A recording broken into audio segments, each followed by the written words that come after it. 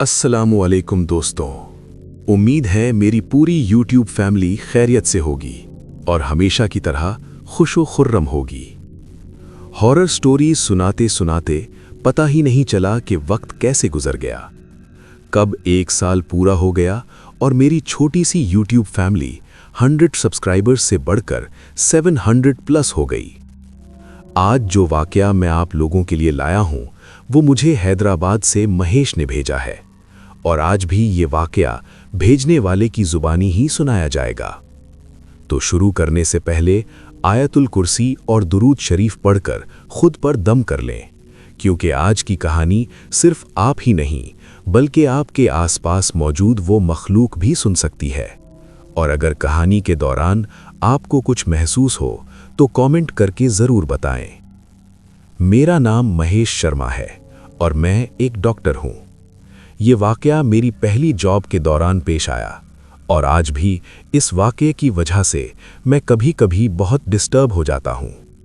मेरा ताल्लुक मेडिकल की फॉरेंसिक फील्ड से था, जहाँ हम डीएनए एक्सट्रैक्ट करते, डेड बॉडीज़ का पोस्टमार्टम करते और कॉम्प्लेक्स मेडिकल प्रोसीजर्स परफॉर्म करते थे। ये बात 2015 की है, जब मैंने अपनी पहली जॉब एक सीनियर फॉरेंसिक एक्सपर्ट के अंडर शुरू की। वो डॉक्टर बहुत स्ट्रिक्ट थे। लैब में अगर एक छोटी सी चीज़ भी अपनी जगह से हिल जाती तो मुझे सख्त डांट पड़ती। हमारे हॉस्पिटल का लोकेशन भी अजीब था, एक सुनसान इलाका जहां शाम के बाद जिंदगी जैसे रुक सी जाती थी। दूर दूर तक न कोई आदमी, न कोई आवाज़। और फोरेंसिक डिपार्टमेंट मुर्दा घर और इमरजेंसी वार्ड के दरमियान था। कभी मैं लाशों के दरमियान खड़ा होता और कभी केमिकल्स और एंटीसेप्टिक्स की तेज स्मेल में घिरा होता। लेकिन एक रात सब कुछ हमेशा के लिए बदल गया। रात के तकरीबन 9 बजे इमरजेंसी से कॉल आई। पुलिस एक मर्डर केस लेकर आई थी। एक जवान लड़की की लाश, उम्र तकरीबन 20-25 साल। रिपोर्ट के मुताबिक उसे एक वीरान मकान में शदीद जख्मी हालत में पाया गया था। डॉक्टर साहब पूरे दिन काम करके बहुत थक चुके थे। मैंने हिम्मत करके पूछा, सर, क्या मैं ये पोस्टमार्टम कर सकता हूं? उन्होंने मुझे देखा, कुछ देर सोचा, फिर कहा, ठीक है, लेकिन हर चीज रिकॉर्ड करना, कोई गलती नहीं होनी चाहिए। रात के 11 बजे के बाद हॉस्पिटल का माहौल बिल्कुल बदल जाता है। सन्नाटा, मध्यम रोशनी और लंबी खाली कॉरिडोर्स में अपने ही कदमों की आवाज। मैं मुर्दा खाने में गया और लाश पर से चादर उठाई। उस लड़की का चेहरा बुरी तरह जख्मी था, जिस्म पर गहरे निशान और हाथों पर रस्सी के निशान, जैसे उसे बांध कर रखा गया हो। लेकिन एक और चीज थी, एक अजीब सी बदबू जो मैंने पहले कभी महसूस नहीं की थी। मैंने पोस्टमार्टम शुरू किया। सब कुछ नॉर्मल लग रहा था, लेकिन फिर एक गैर मामूली चीज नजर आई। उसके पेट के अंदर एक छोटी सी चमड़े की थैली। मैंने तुरंत डॉक्टर साहब को बुलाया। उन्होंने थैली को एहतियात से खोला।